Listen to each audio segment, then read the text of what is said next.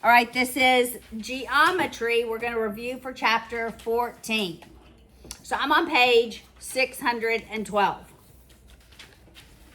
All right. Do you remember the apothem? Yep. What's an apothem? It's that perpendicular bisection from the center to one of the sides. That's correct. An apothem goes from the center of a regular polygon and it perpendicularly bisects any side. All right? Now, what is true of every regular polygon? It's cyclic. And when it's cyclic, what happens to all of the vertices? They lie on the circle. They lie on the circle and they become what kind of angles? Inscribed angles. The one that is most interesting is this one. What is it? The hexagon. The hexagon. I can't draw very well. The hexagon. It's six-sided. All right. If I drew two radii, could I ask what that angle is? Could I ask what that angle is? What that angle is? What that angle is? Yes, I could. And then, could I ask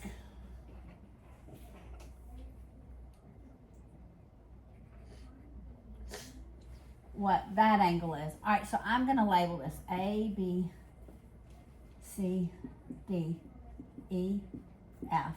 We'll label this point G and that O. So the center is O. All right, so you can name a side. A side is AB, right? Can you name an inscribed angle? And then give me the measure of that inscribed angle. What's an inscribed angle? Which angle is inscribed? X is inscribed. AFE is inscribed. Could we figure out the measure of that angle? Yes. How? You are correct. Couldn't we just divide or actually multiply 60 by 2? Would that work? Well, we have to think of the arc that it intercepts. I think it's bigger than that. So think of the arc that it intercepts. Are those sides equal? Are the sides equal if I tell you it's a regular hexagon? And is AB a chord? And are they all equal? And equal chords have equal arcs.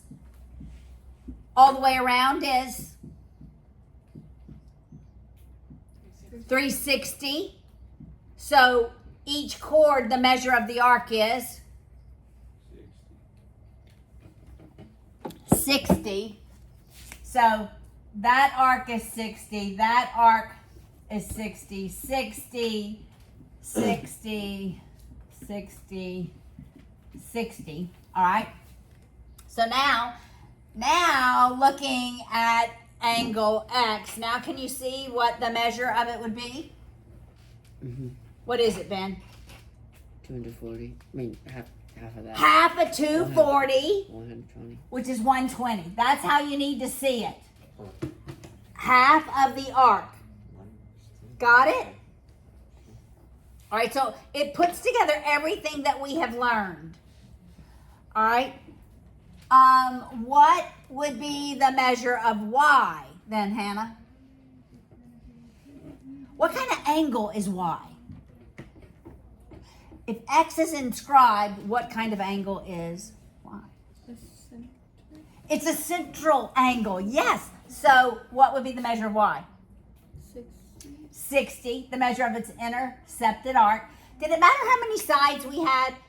I mean, if we had 8 sides, you just take 360 divided by 8, and each chord, the measure of that arc would be, is that 45 degrees? I can't remember. What's 360 divided by 8? It's 45. It's 45. So then we could look at angles that way, right? All right. Could you also see angle X as, I know ABY, well, I know angle B, I know it's 60, and I know the one next to it is 60, so total it would be 120. You could absolutely see it that way. Yes. Yes. Because if I drew this would be 60, that would be 60, so the whole is 120. Yes. All right. What's the measure of A and B? 60. They are both 60 because with a hexagon, we have the radii make 6 congruent, equilateral, equiangular triangles, such that what 2 lengths are always equal? What 2 different lengths in a hexagon are always equal? The sides and the radius. That's right. The length of a side is always going to equal the length of the radius. So if I told you the radius is 5, could you give me the perimeter? Yeah. What is it? 30. 5 times 6. Do I have to do the formula? I don't have to do the formula. If I give you a hexagon, I can just take, that's the side, so that also equals the side times the number of sides there are. So that would be 5 times 6, which is 30. All right, so just don't overthink things, right?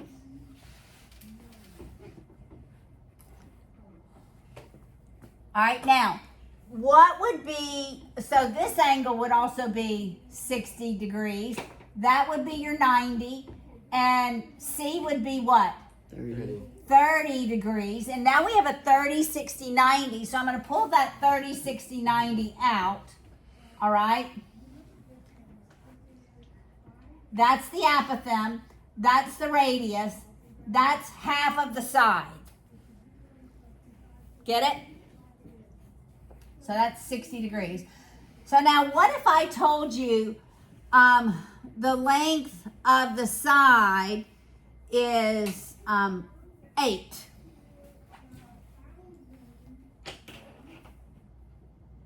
So that this would then be 4. What would the radius be? 8. It's going to be 8 because to go from opposite 30 to opposite 90, it's times 2. So that Pythagorean triplet works, right? And then how do I go to the length of the apothem? Divide by square root of 3. Multiply by square root of 3. So it'd be 4 times square root of 3. So going 30 to 60, opposite 30 to opposite 60, from the half of the side to the apothem, you're multiplying by square root of 3. To go the other way, we're dividing. Does that make sense? So if I gave you the apothem, then you could calculate the perimeter or the area if we have a hexagon. Because I have 6 congruent triangles, right? And if I get the area of one triangle, what's the area of one triangle? 1/2 base times height, and the height is the apothem, right? And there are 6 of them. then if I gave you the apothem, let's just say the apothem is, I'm going to make up a new number. Let's say the apothem is 5. Then what would be the length of the side?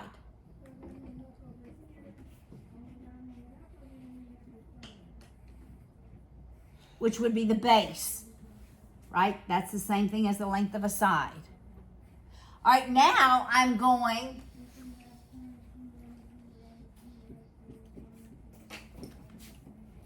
here, back to there, Divided by divided by the square root. the square root of 3.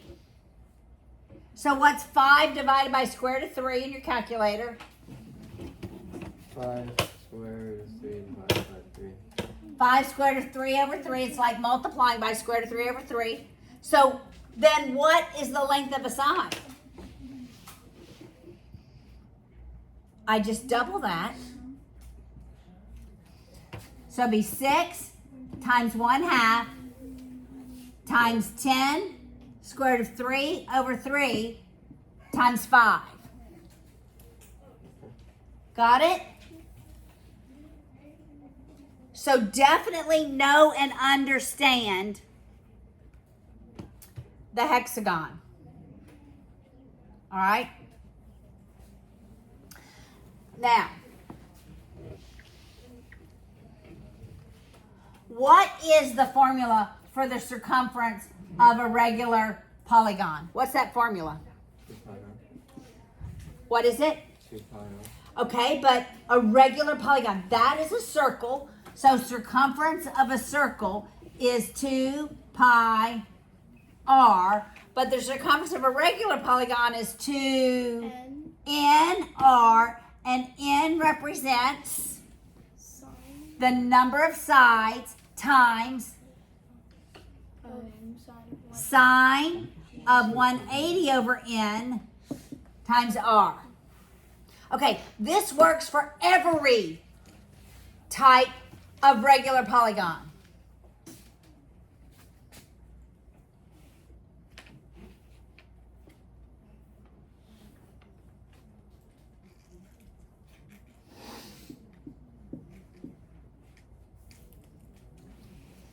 All right, what is that image that I just drew on the board? I think it's a square. It's a square.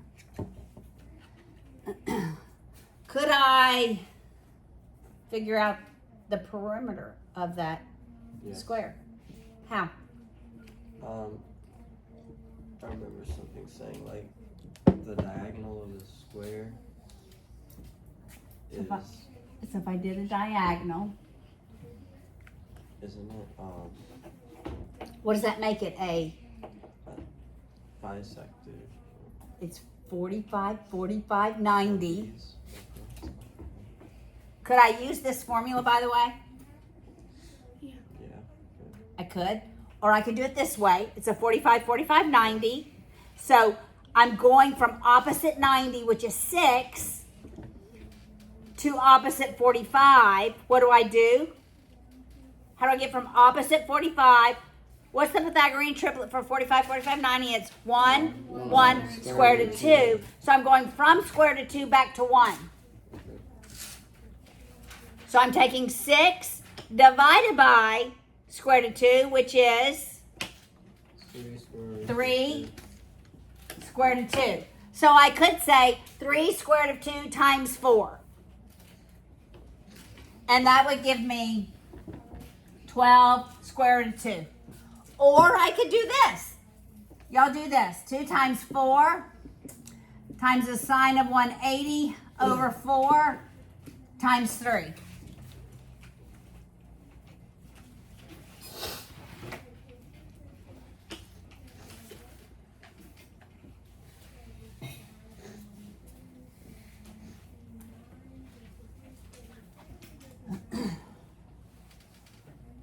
Do you get 12 square root of 2? You should get 12 square root of 2. Yes, ma'am. Remind me of the Pythagorean triplet for 45, 45, 90 is 1, 1 square root of 2. opposite 45, opposite 45, opposite 90. 1 square root of 2.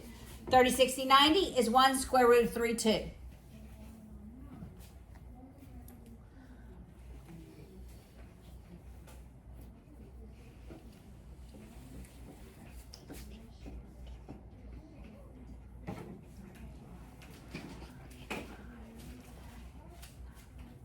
Okay, what is that called? Assume it's regular. Assume it's regular. All right. If I gave you the length of a side, we'll just make it easy. 6. Well, I don't know that it'll be easy.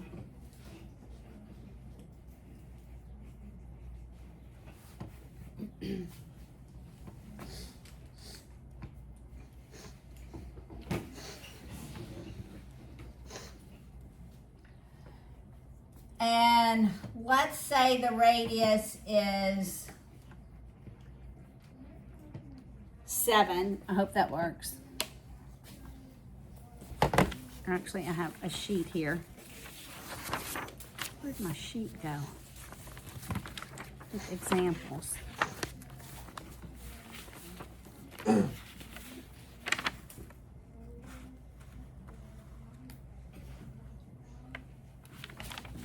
All right, we're going to see if this works. Could I calculate that? Yeah. All right, how would I do that? Divide 6 by 2. Okay, You get 3. so that's 3. And then, okay. So I think you're gonna multiply by, no. Yeah, you're gonna multiply Multiply what? by square root of 3. Okay, it's 8-sided. It's not equilateral. All right, so what is that angle? 30. Well, it's 360. All right, so I'm going to draw one up here. All right, that angle is the whole one. That is half of it. So it'd be 360 divided by 8. 45. And then you divide it by 2, so it's 22.5. So this is 22.5. But do I even need the angle to calculate the apothem? Not necessarily. You could use the triangles Okay. sides and use the Pythagorean theorem. Okay, Ben. Yes, Pythagorean theorem. Right? A squared plus 3 squared equals 7 squared. Everybody see that? Don't neglect Pythagorean theorem. I could have used trig to solve for that side. Right? I could have said the tan of 22.5 equals 3 over A. Swapped them.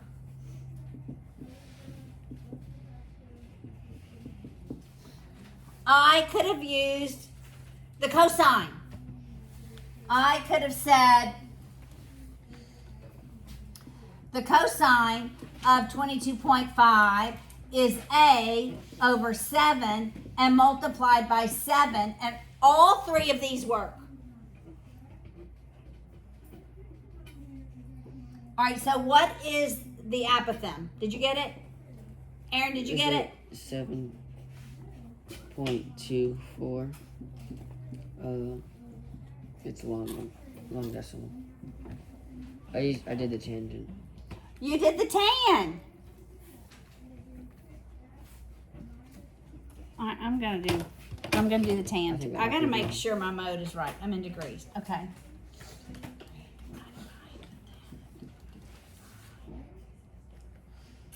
Yep, you get 7.24. Mm-hmm. Can that be right, y'all? It's not what I got using Pythagorean theorem. It's not what I got using Pythagorean error either. I got 2 squares. TOA, opposite over adjacent. We swapped them. Half of 45, did I get that right, is 22.5. Yeah, when I use the tan, I don't like, let's see when we use the cosine. 7 times, So that with Brad Reed, something. I get the right one for the cosine. But I don't think the everything can be bigger than the. It can't be. This tangent gives us a wrong answer, which makes no sense to me. Wait. 3 divided by, maybe it's because I didn't close the parentheses. I closed the parentheses. I still get 7.24. Yeah. Yeah, tangent doesn't work. That doesn't make sense. It doesn't make sense to me either. Don't use the tan. It's illogical to me why it doesn't work. Are you sure the 7 for your radius works? Or did you check on Well, yeah, it's 6.4? Maybe 6.4. So the sum, yes, that's what I was worried about. It wouldn't work in a triangle. But the sum of 2 have to be greater than the third. It does work. All right, so I could then, it didn't matter. I could have used the radius. I could have used the 2NR. Everybody remind me, what does N stand for? 2 times the number of sides times the sine of 180 over the number of sides times the radius. Got it? Does everybody have that locked in their brains? Yeah. 2NR? Yes. Okay. Now, what if I wanted the area? Mr. Squid. It's Mr. Squared. How could you forget? All right. What does M stand for? Okay, so Number of number of sides. sides. Yep, keep going. Sine of 180 over number of sides times cosine 180 over number of sides. Yes. Got it? Yeah. Do y'all have those memorized? Yes. All right. You're going to have to be able to go between the circumference and the area. So if I tell you that I have a heptagon, Yeah. how many sides is a heptagon? 7. 7 sides. So you have to know the different Yeah. We're doing one more. regular polygons. And if I tell you that the perimeter of that heptagon, right? If I tell you the perimeter is 16, could you find the area? Yeah, I think so. Okay, you're going to set the 16 equal to 2NR. And you're going to solve for R. So let's do that. So 16 equals 2. N stands for the number of sides times the sine of 180 over the number of sides times the radius.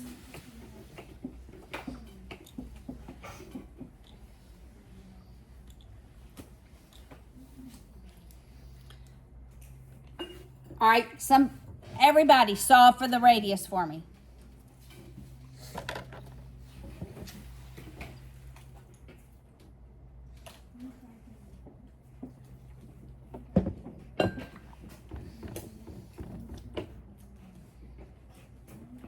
And then we'll do the area.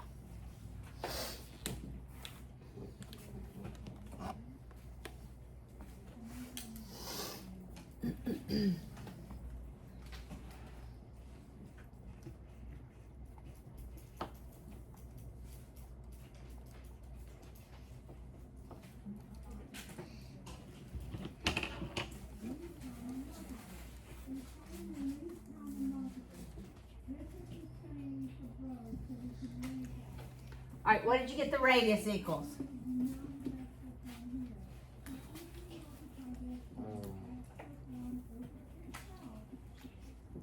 Five? Or 5? I got 2.63. Okay, I did 16 divided by all of this. That's what So I got this number, then I did 16 divided by that. Okay. This was like 6.0743. All right, then you do the 16 divided by that. I did like 2. I just divided the equation a bunch. Like, I did divide by 2, and I got 8. And I did the n equation, and I subtracted it from 8, and I It's not, it's multiplied. So you have to divide. It's not subtraction. that didn't work out so well last time. So All right, so I got the radius as 2.634. Me too. Yeah. I did this time. All right, now find the area. All right, Mr. Squared. All right, then we're gonna go from area to perimeter.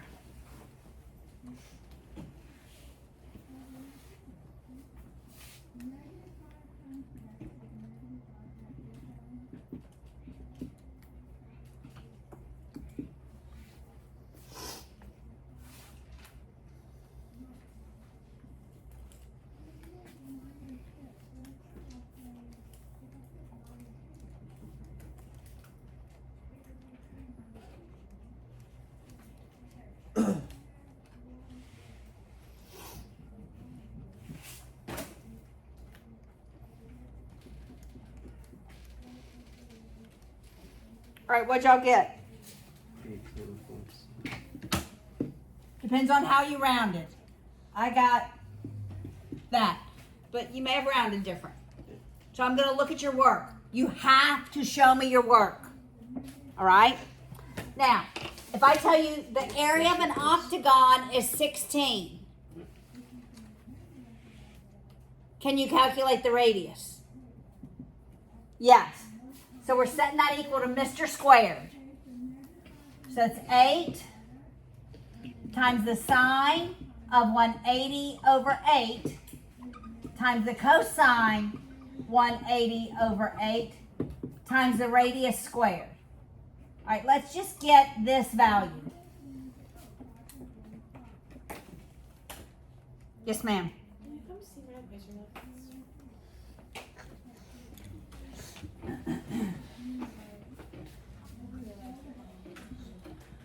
Okay. Oh, that should be 2.6. I know, you had it. You had it. That is what this equals. That is what all that equals. Yeah. Thank you. Mm-hmm.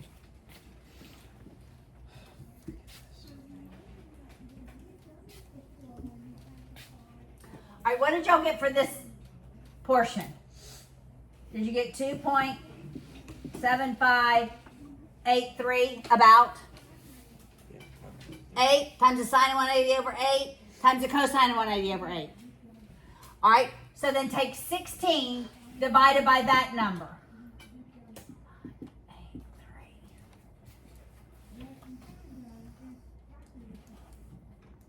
And I just popped my answer back in.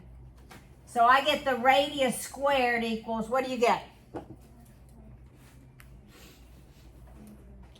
5.8? But that's the radius squared. So now you have to take the square root of that to get the radius. So take the square root. And what do you get, Madeline, for the radius? 2.408. That's what I get as well. Then we're going to use that for the perimeter. So it's 2nr. So it's 2, and n represents 8 times the sine of 180 over 8 and times the radius, 2.408.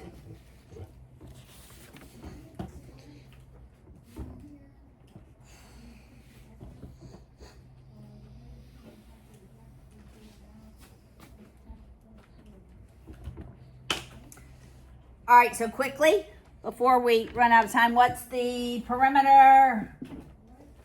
Ella, did you get it? Okay. Sam, did you already get it?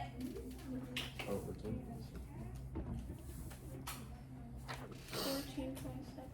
14.7. 18.7? 14. 14. 14.7? 4. Yeah. Okay, I'm going to look at your work, right? I'm going to follow your work. All right, so you have to know what an apothem is. You have to be able to calculate the perimeter of a polygon.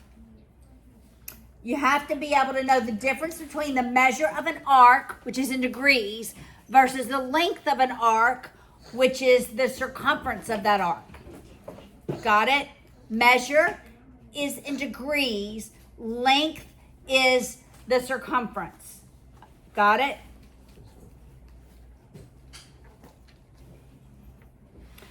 In any regular polygon, you need to know the names. You have to be able to calculate any of the angles in that regular polygon. Central, the one with the apothem, one of the inscribed, right? All those angles we went over. You have to be able to calculate lengths of a semicircle and areas of a sector. Only using degrees, not radians. Degrees was lagniappe.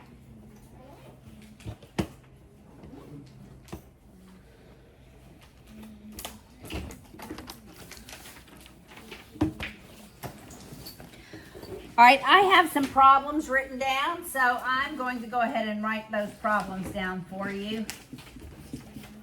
On page 594, 10 through 14.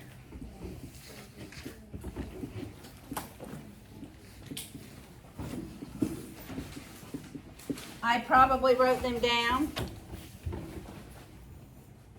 for a good reason. You can expect a lot on hexagons, because hexagons is that special case where the apothem makes a 30, 60, 90. It's equilateral triangles.